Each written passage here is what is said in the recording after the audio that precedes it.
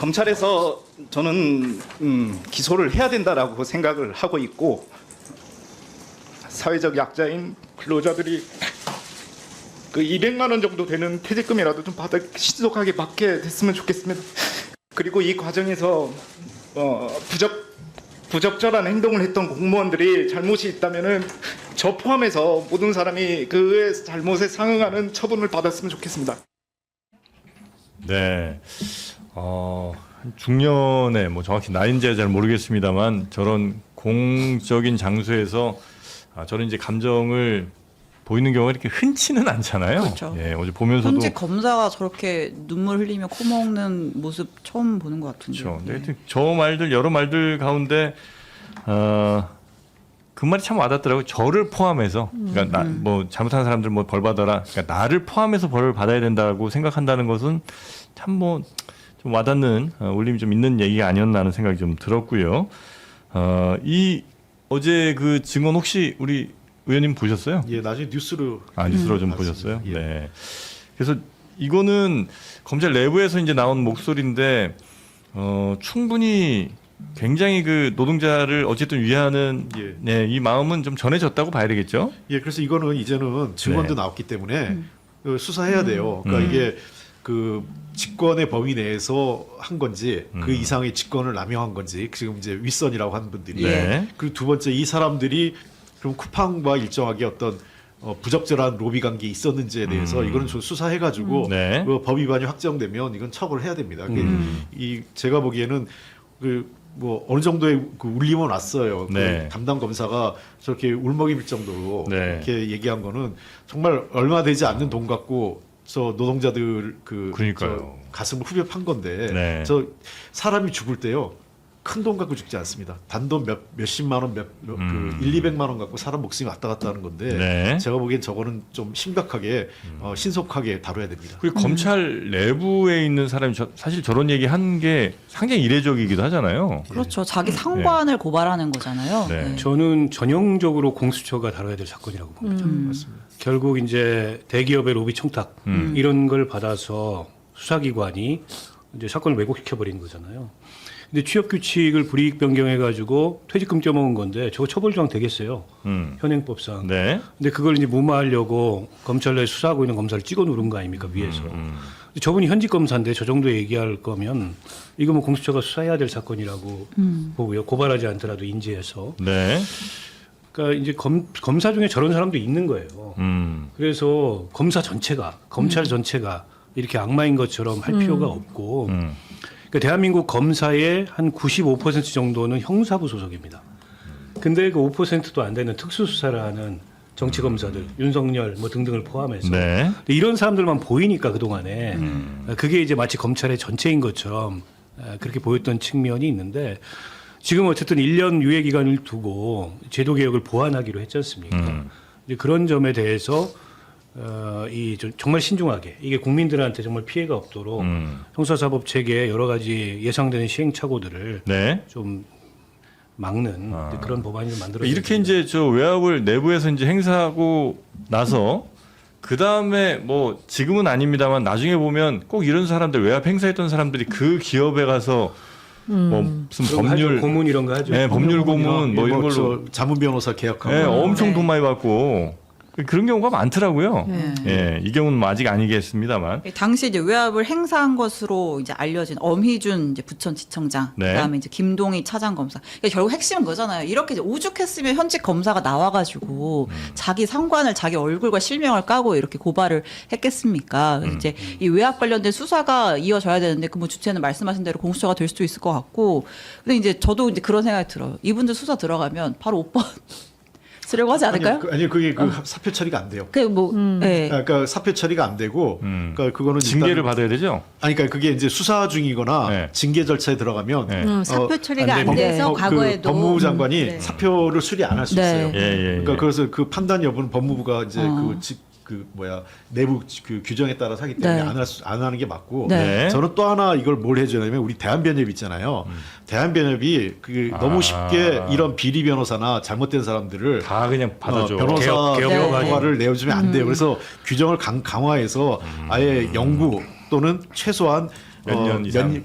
뭐 장기간에 걸쳐서 변호 사업을 할 수 없게 해야지. 네. 아, 나 문제되면 언제든지 옷 벗고 나가서 돈 더 많이 벌을 거야. 이런 식으로 이 검사들이 또 맞네요. 판검사들이 할 수 있게 문을 열어주면 안 돼. 이거 대한변협도 제 식구 감싸게 하면 안 됩니다. 네. 그리고 이 경우는 이제 검사이기는 하지만 내부 고발한 사람들에 대한 어떤 보호가 지금 강화될 필요가 있고요. 이거 지난번에 우리가 얘기했었어요.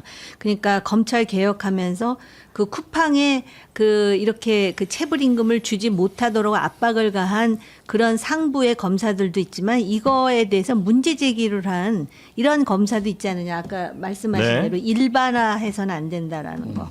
검찰을 다 일반화하지 말자. 네, 네, 네. 알겠습니다. 맞는 말씀입니다. 사건이 송치되고 얼마 뒤 어미준 당시 부천지청장은 쿠팡 주임검사를 불렀습니다. 주임검사는 부장검사에게 엄지청장이 직접 불러 사건 검토 방향을 알려줬는데 쿠팡은 무혐의였다고 메시지를 보냈습니다. 지난 3월 6일 부천지청의 2인자 김모 차장검사는 1차 수사보고서에 대한 지청장의 지시를 메신저로 전달합니다.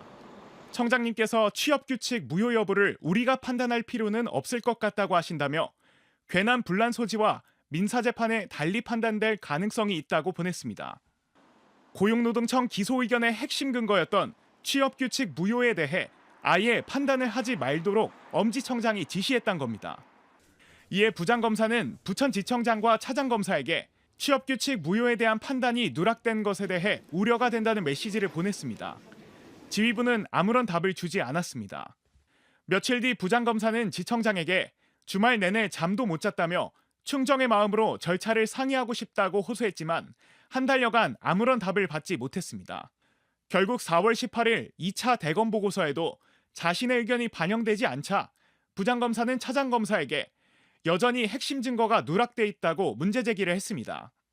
이에 대해 김 차장검사는 논리도 안 맞고 억지 부리는 것 같다고 나무라는 듯 말합니다. 열흘 뒤 쿠팡 무혐의 처분이 확정됐습니다. 검찰의 보안 수사가 매우 부적절했다는 것과 그리고 검찰의 기소 독점이 이런 문제를 낳고 민생을 얼마나 파괴시킬 수 있는지를 보여주는 대표적인 사례라고 생각합니다. 엄지청장은 JTBC에 민사로 판단될 쟁점을 형사로 논의할 필요가 없다는 취지의 지시였다며 노동청이 제시한 대법 판례는 검토 결과 쿠팡 사건과 부합하지 않는다고 판단했다고 설명했습니다. JTBC 김산입니다. 엄 전 지청장이 수사 보고서에 핵심 증거를 누락시키도록 한 데 이어 불기소 결정문에도 중요 내용을 빼라고 지시한 것으로 취재됐습니다. 김상 기자입니다. 고용노동청이 쿠팡을 기소 의견으로 검찰에 넘길 때 핵심 근거로 삼은 건 압수수색으로 확보한 쿠팡 내부 지침서와 대법원 판례였습니다. 퇴직금을 받지 못하도록 불리하게 변경된 규칙을 노동자들에게 별도 안내하지 말라는 쿠팡 내부 지침이 변경 규칙을 적절히 안내해야 한다는 대법 판례에 위배됐기 때문입니다. 하지만 검찰 수사보고서 초안에서 이 지침서와 대법 판례에 대한 판단은 빠져 있었습니다. 어미준 당시 부천지청장이 민사재판에서 다른 결과가 나올 가능성이 있다며 취업규칙에 대한 판단을 하지 말라고 지시했기 때문입니다. 기소 여부를 판단할 핵심 근거를 넘겨받고도 외면한 채 민사소송으로 해결할 문제라고 판단한 겁니다. 엄지청장의 지시대로 한 달 뒤 최종 수사보고서는 취업규칙 무효 주장이 민사 관련 주장에 불과하다고 작성됐습니다.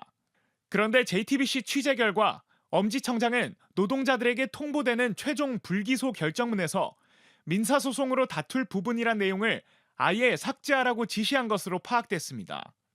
사건을 민사소송으로 떠넘기는 결정을 해놓고 외부에 공개되는 문서에는 그 이유에 대한 설명조차 빼라고 지시한 겁니다.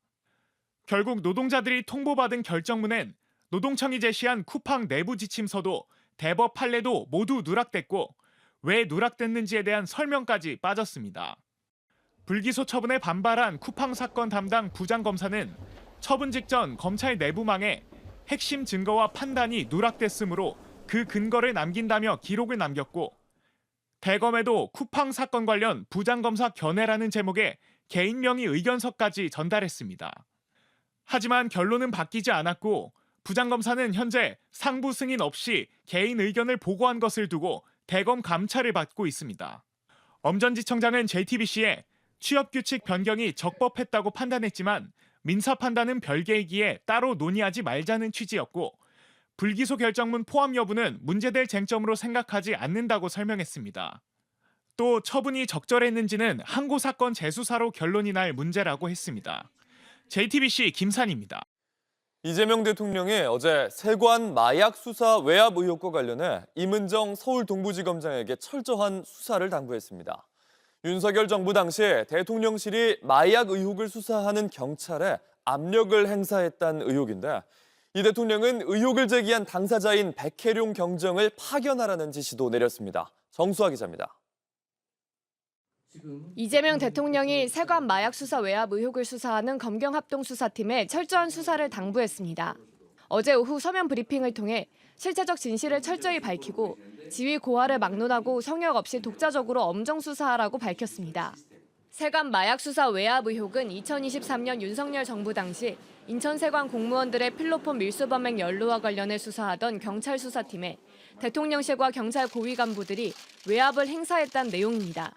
지난 6월 꾸려진 검경합동수사팀에 임은정 서울동부지검장이 8월부터 지휘를 맡아왔습니다. 이 대통령은 수사 책임자인 임지검장에게 필요하면 수사검사를 추가하라고 지시했습니다. 처음 이 의혹을 제기한 백혜룡 경정을 파견해 수사팀을 보강하라는 지시도 내렸습니다. 사건 당시 서울 영등포경찰서 수사팀을 이끌던 백 경정은 외압 의혹을 폭로한 인물입니다.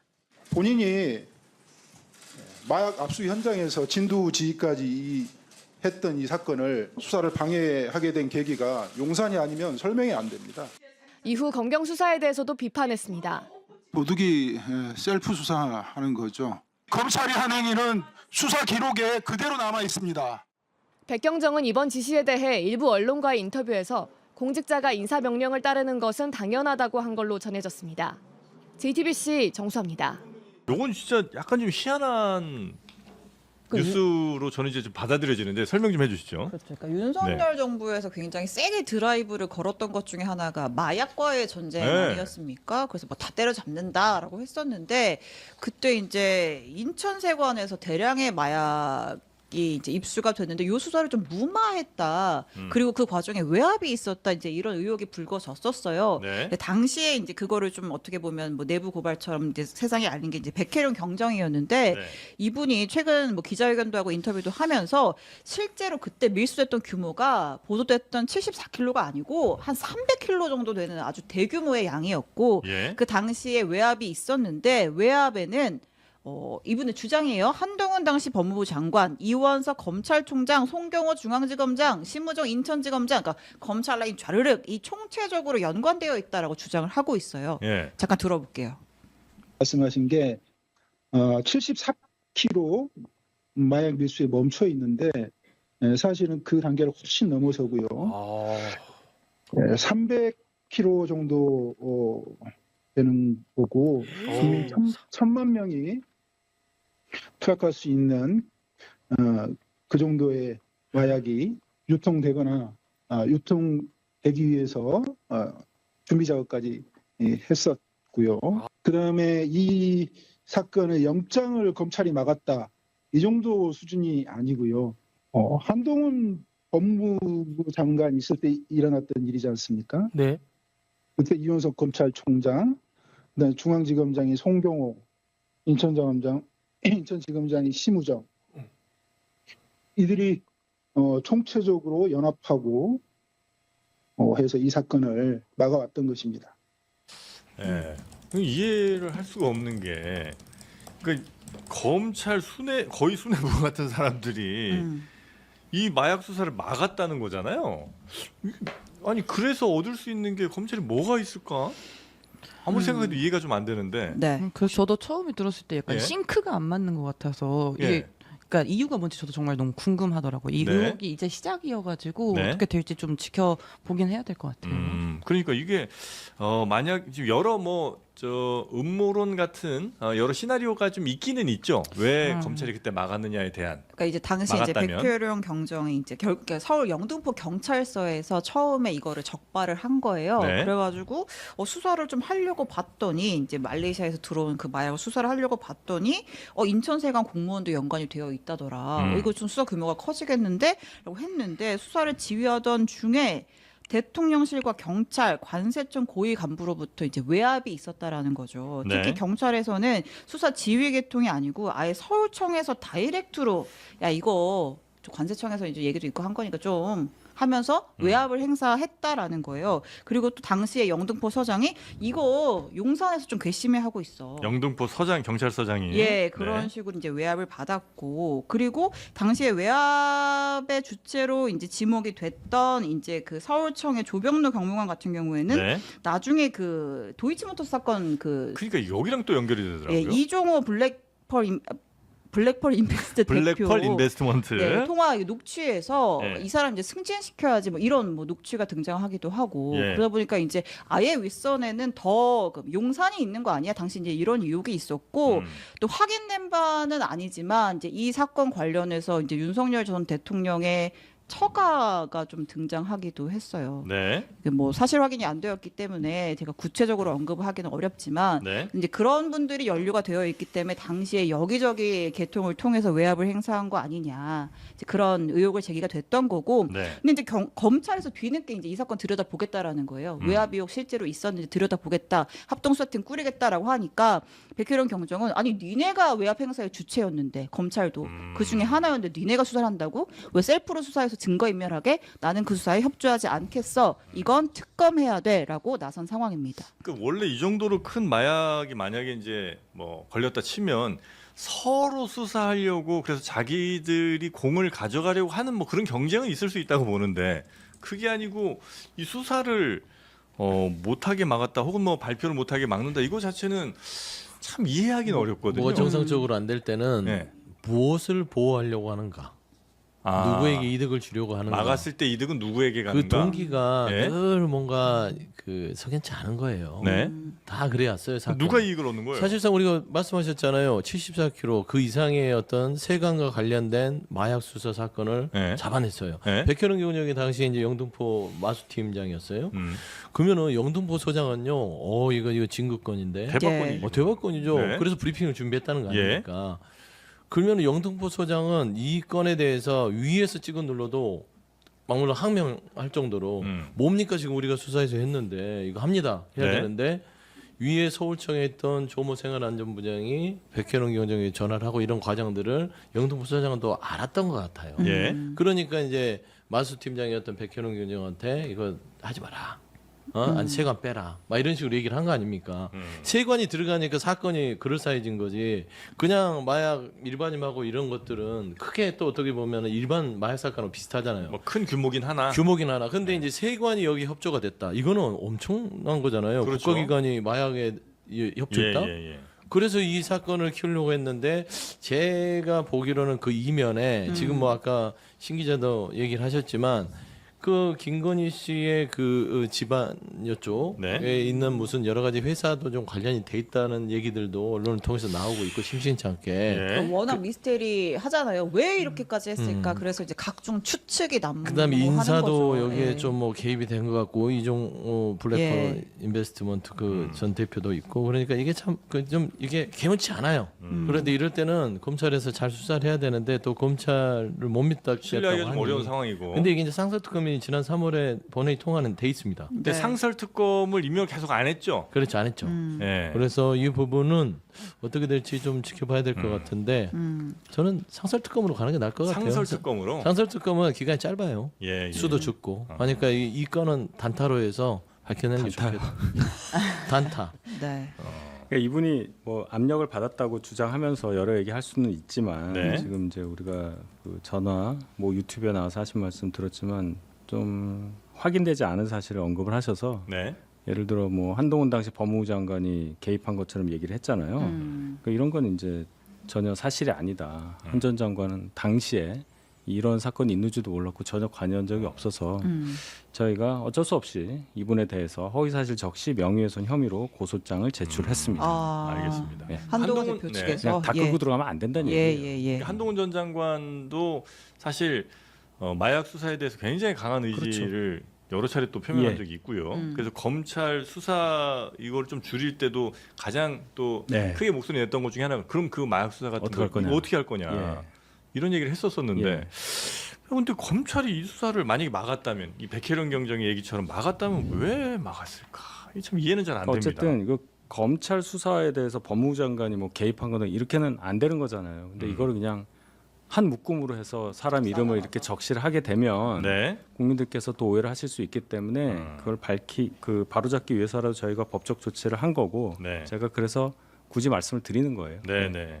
하여튼 뭐 보통 마약 뭐 밀반입 뭐 이런 거 할 때 몇 그램 뭐 10g 이 정도 단위인데 네. 74kg 뭐 혹은 300kg이면 정말 양이 어마어마합니다. 이게 뭐 1,000만 명 이상이 아마 투약할 수 있을 정도 약이라고 양이라고 하던데 이거는 여튼 우리 서영주 소장님 보실 때는 상설특검 정도로 빨리 가는 게 좋겠다. 짧고 굵고 신속하게 네. 밝혀내야 된다. 지금 뭐 수많은 검사들에 대한 안 좋은 모습들 많이 봤지만 어제 국감장에 등장했던 한 검사의 눈물이 많은 분들에게 이제 나름의 울림을 줬던 것 같습니다. 이 이야기 쿠팡의 일용직 노동자들에 대한 퇴직금의 규칙을 바꿔가지고 퇴직금 안 주려고 했다라는 부분을 두고 당시에 이제 부천 지청에서 진행했던 내용들을 저희가 이 시간에 한번 언급한 적이 있었습니다.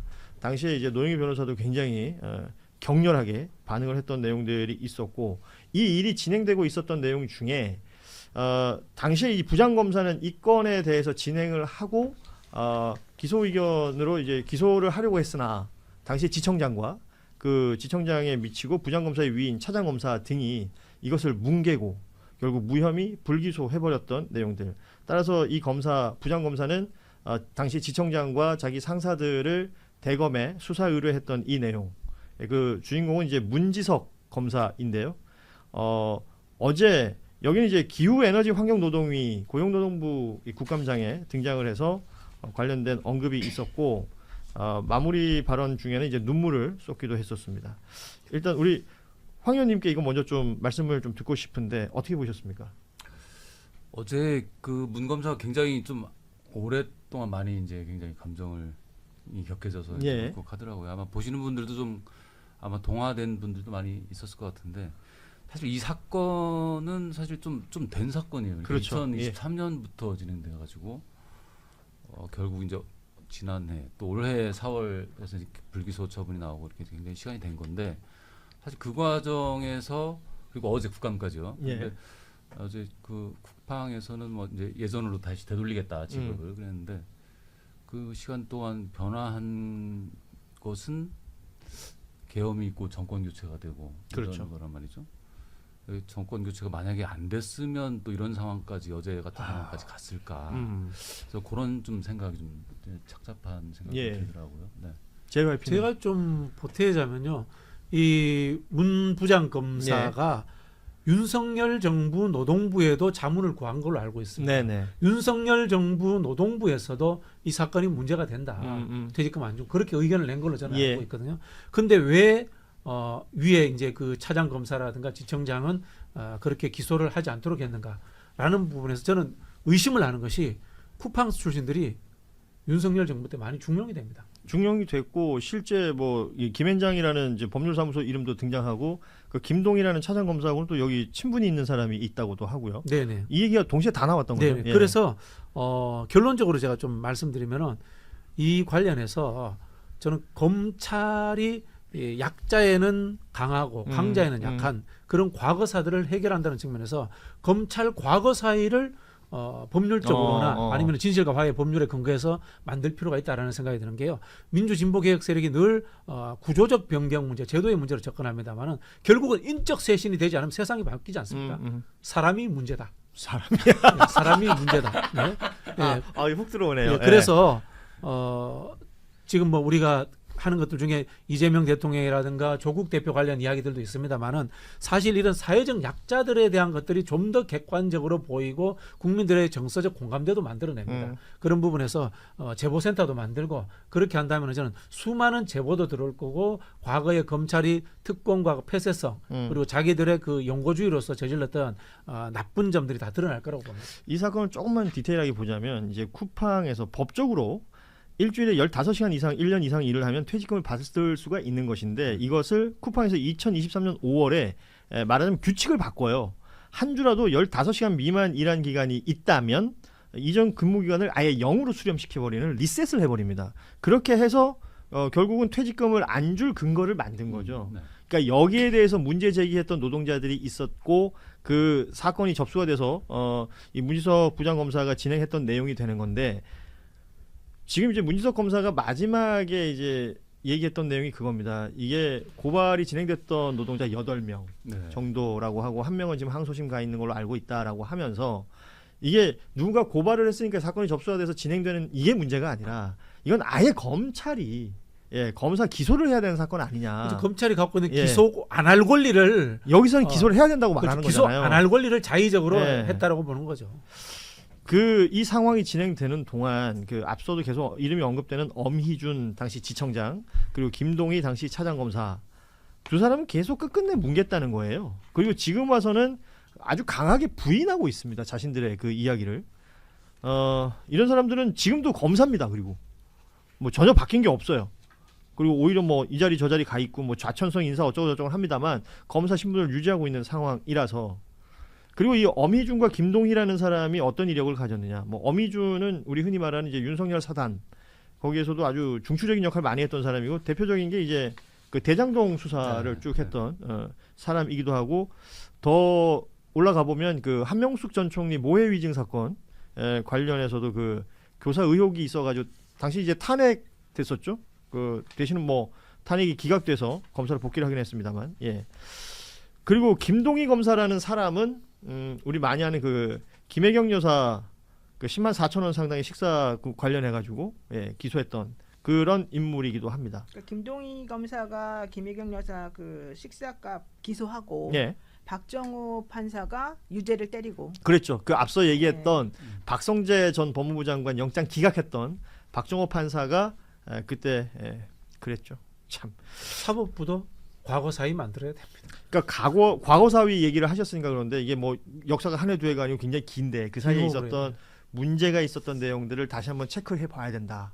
그 얘기. 근데 실제로 이렇잖아요. 사법부라든가 검찰을 수사하기가 어렵지 않습니까? 그래서 이제 특별법에 의한 것이 필요한 거고 사실은 언론과 국민들의 제보, 피해자들의 제보 이런 것들이 더 필요합니다. 그러니까 이 건에 대해서는 법무부에서 자체적으로 우선 무슨 어떤 감찰이든지 뭐 이런 거를 사실 대검에 감찰 의뢰도 했잖아요. 문 부장 검사가 그런 점도 있고 또 아까 잠깐 언급하셨지만 노동부도 마찬가지예요. 그 아까 그 노동부가 그러니까 저 김문수 장관 시절에 윤석열 정부의 그렇죠. 노동부 이 사건에 대해서는 위법성을 이제 판단해 달라고 이제 로펌들에다 맡겼는데 대부분 전부 또는 일부 위법하다라고 의견서를 받았는데 그거를 밑에 이제 지방청이나 해당 저기에다가 그 전달하지 않았다는 거잖아요. 만약에 그걸 공개를 했더라면 4월에 불기소가 안 되지 않았을까요? 그 또한 지금 이제 JTBC 보도 보면 여기에 더해서 이 사건을 기소 의견으로 송치했던 노동청의 근로감독관이 있는데 이 사람은 오히려 징계에 넘겨졌다는 거예요. 국회 요청으로 퇴직금 관련 토론회에 참석했다라는 것이 그 이유였다고 하는데 이 근로감독관도 자신의 최고 상관인 그 부천지청장을 고발할 예정이다라는 보도까지 나온 바가 있습니다. 이게 바로 잡아줘야 될 부분들이 바로 잡아지는 건 다행스러운 일인데 이 과정이 이렇게 가야 되느냐라는 거죠. 정말 기가 막힌 일이고 문지석 검사를 보면서 많은 분들이 저렇게 진심을 가지고 하는 검사들도 있구나라는 생각을 하는데 저런 사람들이 저렇게 고생한다는 거예요. 참. 그 우리 뭐 군 박정훈 대령도 똑같은 경우 아닙니까? 참 이게 우리가 이제 정말 바로 잡고 정상화 시켜야 될 내용들이 정말 많구나라는 생각을 또 하게 됩니다. 문지석 검사는 이게 이제 경제 노동 분야 수사 전문 검사예요. 그래서 이 쿠팡 노동자들의 실체를 정확히 알고 있는 거예요. 그러니까 만약에 그렇지 않고 다른 사람이 이 건을 맡았었다 그러면 다른 논리로 돌아갔겠죠. 그냥 시키는 대로 했을 거예요. 그렇죠. 그 뭐 소위 말하는 로펌들의 논리라든지 누가 이제 변호사로 선임이 됐고 누가 더 가깝고 어떤 이야기가 오가고 그냥 법적으로 봤을 때 야 이거 거리 안 된다 불기소 해버려라. 그럼 그냥 그대로 가는 게 편하거든요. 위에서 시킨 대로 했습니다. 이러면 되는 거니까 그렇게 됐다면 참 끔찍한 일이 벌어질 수도 있었겠군요. 정권이 바뀌었다고 해서 대검이라든가 법무부에서의 감찰이 완벽하게 이루어질 것이라고 생각하지 않습니다. 왜냐하면 그 구조에서 자리 잡았던 사람들이 다 갑자기 바뀌는 게 아니거든요. 예. 그래서 자꾸 외부인들이 참여하는 형태의 조사기구라든가 또는 국회의 시각으로 보는 것들 이런 것들이 필요하다는 말씀 또 드리고 싶어요. 고용노동부 국정감사가 있었는데요. 이 쿠팡 관련된 사건 이게 2023년으로 이제 거슬러 올라가는데 그때 네. 이제 쿠팡이 취업 규칙을 바꾸면서 일용직 노동자들이 퇴직금을 못 받게 됐어요. 그래서 이제 고용노동청에서 이거를 기소하는 게 좋겠습니다라고 검찰에 넘겼거든요. 검찰에서 무혐의, 불기소 처분을 내렸던 거예요. 네. 근데 당시 이 사건을 수사했던 담당 검사가 그때 무혐의 처분 내릴 때 윗선의 개입, 외압, 가이드라인이 있었다. 이렇게 이야기를 하면서 눈물을 쏟았습니다. 그 장면 보겠습니다. 검찰에서 저는 기소를 해야 된다라고 생각을 하고 있고 사회적 약자인 근로자들이 그 200만 원 정도 되는 퇴직금이라도 좀 신속하게 받게 됐으면 좋겠습니다. 그리고 이 과정에서 부적절한 행동을 했던 공무원들이 잘못이 있다면은 저 포함해서 모든 사람이 그의 잘못에 상응하는 처분을 받았으면 좋겠습니다. 네. 중년에 뭐 정확히 나이인지 잘 모르겠습니다만 저런 공적인 장소에서 저런 이제 감정을 보이는 경우가 이렇게 흔치는 않잖아요. 그렇죠. 예, 어제 보면서도 현직 검사가 저렇게 눈물 흘리며 코 먹는 모습 처음 보는 것 같은데요. 그렇죠. 근데 하여튼 저 말들 여러 말들 가운데 그 말이 참 와닿더라고요. 저를 포함해서 그러니까 뭐 잘못한 사람들 뭐 벌 받아라. 그러니까 나를 포함해서 벌을 받아야 된다고 생각한다는 것은 참 뭐 좀 와닿는 울림이 좀 있는 얘기가 아니었나 하는 생각이 좀 들었고요. 이 어제 그 증언 혹시 우리 의원님 보셨어요? 예, 나중에 뉴스로 좀 봤습니다. 보셨어요? 예. 네. 그래서 이거는 검찰 내부에서 이제 나온 목소리인데 충분히 굉장히 그 노동자를 어쨌든 위하는 네, 이 마음은 좀 전해졌다고 봐야 되겠죠? 예, 그래서 이거는 이제는 증언도 네. 나왔기 때문에 수사해야 돼요. 그러니까 이게 그 직권의 범위 내에서 한 건지 그 이상의 직권을 남용한 건지 지금 이제 윗선이라고 하는 분들이 네. 그리고 두 번째 이 사람들이 그럼 쿠팡과 일정하게 어떤 부적절한 로비 관계 있었는지에 대해서 이거는 좀 수사해가지고 네. 그 법 위반이 확정되면 이건 처벌을 해야 됩니다. 이 제가 보기에는 그 뭐 어느 정도의 그 울림은 왔어요. 네. 그 담당 검사가 저렇게 울먹일 정도로 네. 이렇게 얘기한 거는 정말 얼마 되지 않는 돈 갖고 저 노동자들 그러니까요. 저 가슴을 후벼 판 건데 네. 저 사람이 죽을 때요. 큰 돈 갖고 죽지 않습니다. 단돈 몇십만 원, 그 200만 원 갖고 사람 목숨이 왔다 갔다 하는 건데 네. 제가 보기엔 저거는 좀 심각하게 신속하게 다뤄야 됩니다. 그리고 검찰 내부에 있는 사람이 사실 저런 얘기 한 게 상당히 이례적이기도 하잖아요. 그렇죠. 자기 상관을 고발하는 거잖아요. 네. 저는 전형적으로 공수처가 다뤄야 될 사건이라고 봅니다. 맞습니다. 결국 이제 대기업의 로비 청탁 이런 걸 받아서 수사기관이 이제 사건을 왜곡시켜 버린 거잖아요. 근데 취업 규칙을 불이익 변경해 가지고 퇴직금 떼먹은 건데 저거 처벌 조항 되겠어요. 현행법상. 네. 근데 그걸 이제 무마하려고 검찰 내에 수사하고 있는 검사를 찍어 누른 거 아닙니까 위에서. 근데 저분이 현직 검사인데 저 정도 얘기할 거면 이거 뭐 공수처가 수사해야 될 사건이라고 보고요. 고발하지 않더라도 인지해서. 네. 그러니까 이제 검사 중에 저런 사람도 있는 거예요. 그래서 검사 전체가 검찰 전체가 이렇게 악마인 것처럼 할 필요가 없고 그러니까 대한민국 검사의 한 95% 정도는 형사부 소속입니다. 근데 그 5%도 안 되는 특수수사를 하는 정치검사들, 윤석열 뭐 등등을 포함해서 네. 이런 사람들만 보이니까 그동안에 그게 이제 마치 검찰의 전체인 것처럼 그렇게 보였던 측면이 있는데 지금 어쨌든 1년 유예 기간을 두고 제도 개혁을 보완하기로 했지 않습니까?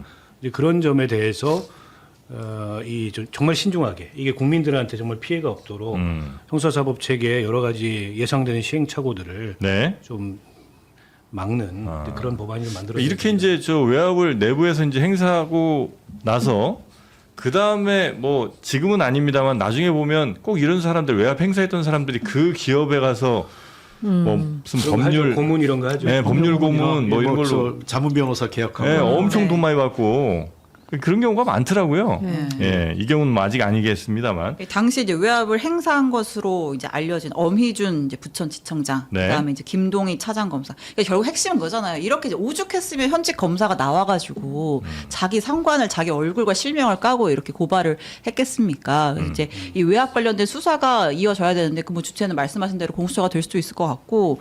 근데 이제 저도 이제 그런 생각이 들어요. 이분들 수사 들어가면 바로 오빠 쓰려고 하지 않을까요? 아니요, 그게 그 사표 처리가 안 돼요. 그 뭐, 네. 그러니까 사표 처리가 안 되고, 그러니까 그거는 징계를 일단, 받아야 되죠. 아니, 그러니까 그게 이제 수사 중이거나 징계 절차에 들어가면 사표 처리가 안 돼서 과거에도 법무부 장관이 네. 사표를 수리 안 할 수 네. 있어요. 예. 그러니까 그래서 그 판단 여부는 법무부가 이제 내부 그 규정에 따라서 하기 때문에 네. 안 하는 게 맞고 네. 저는 또 하나 이걸 뭘 해주냐면 우리 대한변협 있잖아요. 대한변협이 너무 쉽게 이런 비리 변호사나 잘못된 사람들을 다 그냥 받아줘. 변호사 개혁 허가를 내어주면 안 돼요. 그래서 규정을 강화해서 아예 영구 또는 최소한 몇 년 이상. 뭐 장기간에 걸쳐서 변호사업을 할 수 없게 해야지. 네. 나 문제되면 언제든지 옷 벗고 나가서 돈 더 많이 벌을 거야. 이런 식으로 이 검사들이 또 맞네요. 판검사들이 할 수 있게 문을 열어주면 안 돼. 이거 대한변협도 제 식구 감싸게 하면 안 됩니다. 네. 그리고 이 경우는 이제 검사이기는 하지만 내부 고발한 사람들에 대한 어떤 보호가 지금 강화될 필요가 있고요. 이거 지난번에 우리가 얘기했었어요. 그러니까 검찰 개혁하면서 그 쿠팡에 이렇게 체불 임금을 주지 못하도록 압박을 가한 그런 상부의 검사들도 있지만 이거에 대해서 문제 제기를 한 이런 검사도 있지 않느냐. 아까 말씀하신 네. 대로 일반화해서는 안 된다라는 거. 검찰을 다 일반화하지 말자. 네, 네. 알겠습니다. 맞는 말씀입니다. 하여튼 뭐 핵심은 외압이고 저도 그러니까 그 이제 수사가 들어가면 사표 수리가 안 되니까 수사 착수하기 직전에 아마 사표 쓰지 않을까 그런 생각이 들어서 아까 좀